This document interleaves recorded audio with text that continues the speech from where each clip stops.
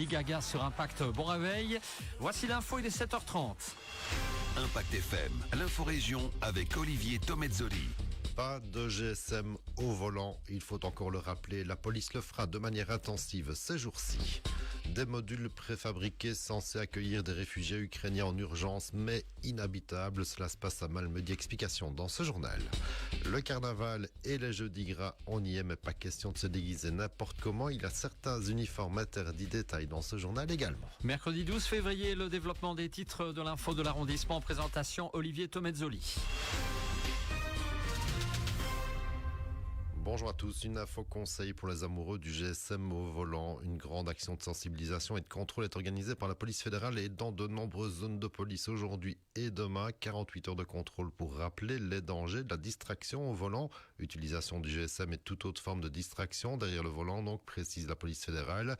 Et en annonçant cette action, la police veut faire réfléchir les conducteurs à ce comportement irresponsable et qui reste un de nos principaux dangers mortels sur les routes. On aura l'occasion d'en reparler dans notre édition de demain matin.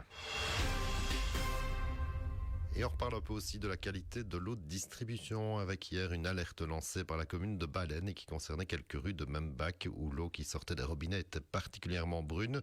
Des demandes d'éviter de boire l'eau avant plus d'informations et analyses approfondies dans les rues baleinoises étaient concernées. Entre-temps, la SWDE est intervenue pour régler ce problème qui semblait ponctuel sur le réseau. On poursuit avec la polémique qui suscite de nombreux commentaires depuis quelques jours. Cela concerne les fameux logements d'urgence préfabriqués construits pour accueillir des réfugiés ukrainiens. Il y en a 3 de ces modules sur le territoire de Malmedy, 2 au champ de l'Abbey et 1 dans la vallée à Béversé. Mais depuis les travaux, voici 1 an et demi déjà, ils sont toujours inoccupés et même inhabitables. Explication avec Ersel Kenakechefa en charge du logement et de l'urbanisme à Malmedy. Ils ont été livrés en temps et en heure comme ça avait été prévu par le bon de commande.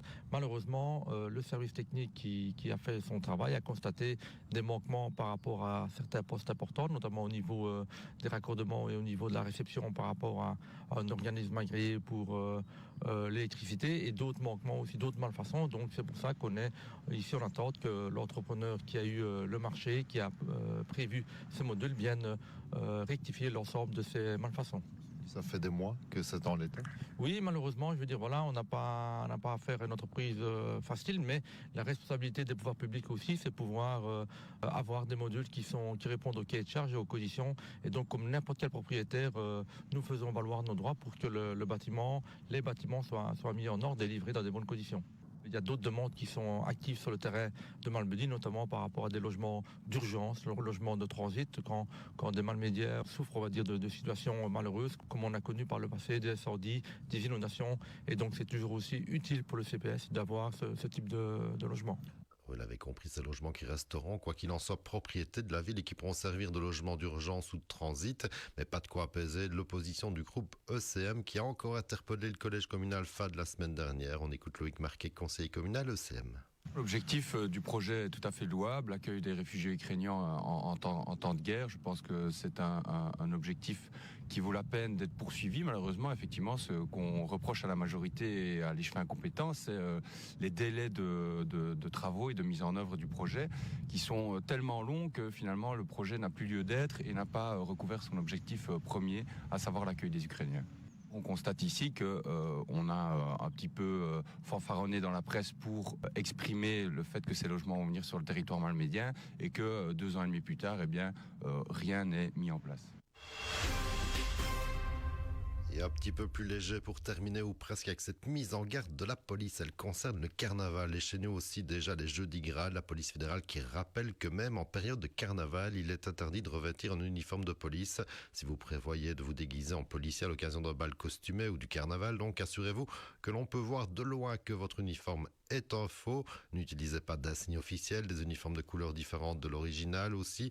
Des détails exagérés ou des touches d'humour sont autant d'indications qu'il s'agit d'un faux uniforme. Ces conseils avisés vous permettront d'éviter de démêler avec la justice, prévient la police fédérale. Autant le savoir si vous envisagez de vous déguiser par exemple en Betty policière affriolante lors d'un cortège d'un jeudi gras ou l'autre. L'info continue sur notre page Facebook Impact.